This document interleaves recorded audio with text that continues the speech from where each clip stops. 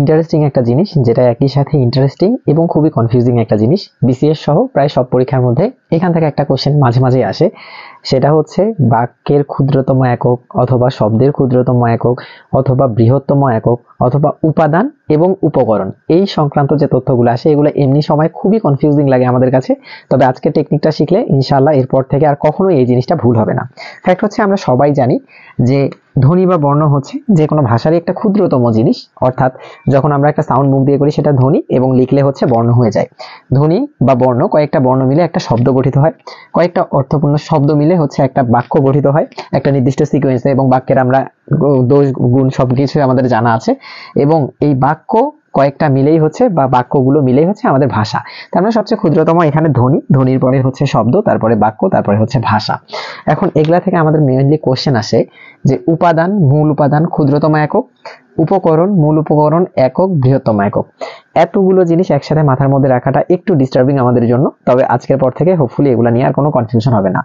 Fact হচ্ছে এই যে সিরিয়ালি আমি যে জায়গাগুলো লিখছি এখান থেকে যদি আমি বলি, আমাদের যদি ভাষা প্রশ্নের শুরুতে যদি থাকে ভাষা, এরপরে যদি এগুলার যে কোনো একটা চাই, অর্থাৎ ভাষার উপাদান কি, ভাষার মূল উপাদান কি, অথবা ভাষার ক্ষুদ্রতম একক কি, যে কোনো একটা যদি চাই, এই যে এখান থেকে তীর চিহ্ন এসে ডিরেক্ট এখানে নেমে গেছে, অর্থাৎ ধ্বনি বা বর্ণ। এরপরে বাক্য, যদি বলা হয় বাক্যের ক্ষুদ্রতম একক কি বা বাক্যের উপাদান কি বা বাক্যের মূল উপাদান কি, তাহলে উত্তর হবে হচ্ছে এখান থেকে উঠে এখানে, অর্থাৎ ধ্বনি বা বর্ণ। শব্দ, শব্দের মূল উপাদান কি, ক্ষুদ্রতম একক কি, যাই আসুক না কেন উত্তর হবে ধ্বনি বা বর্ণ। অর্থাৎ শব্দ, বাক্য, ভাষা এগুলার সাথে উপরের তিনটার যে কোনো একটা যদি চায় আমাদেরকে, অর্থাৎ ক্ষুদ্রতম একক, মূল উপাদান অথবা উপাদান কি, তাহলে উত্তর হবে ধ্বনি বা বর্ণ। ক্লিয়ার? এটুকু হচ্ছে আমাদের উপাদান সম্পর্কিত তথ্য বা ক্ষুদ্রতম একক। এরপরে আসি আমরা যদি উপকরণ চাই তাহলে আমরা কি করব? উপকরণ চাইলে যেভাবে আমি তীর চিহ্ন দেখিয়েছি জাস্ট আগেরটা অ্যান্সার হবে। অর্থাৎ যদি আমাদেরকে জিজ্ঞেস করে যে ভাষার উপকরণ কি, উত্তর হবে বাক্য। ভাষার মূল উপকরণ কি, বাক্য। ভাষার একক কি, বাক্য। ভাষার বৃহত্তম একক কি, বাক্য।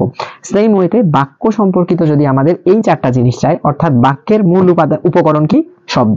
বাক্যের বৃহত্তম একক কি, শব্দ। অথবা শব্দ থেকে আমাদেরকে বললো যে শব্দের মূল উপকরণ কি, ধ্বনি। শব্দের উপকরণ কি, ধ্বনি বা বর্ণ। শব্দের বৃহত্তর একক কি, ধ্বনি বা বর্ণ। সো এই টেকনিকটা যদি মনে রাখেন এইভাবে করে, তাহলে উপরের উপাদান, মূল উপাদান, ক্ষুদ্রতম একক, উপকরণ, মূল উপকরণ, একক এবং বৃহত্তম একক সম্পর্কে হোপফুলি আর কোনো প্রবলেম হবে না।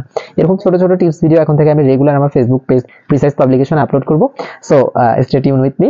ভালো থাকবেন। আসসালামু আলাইকুম।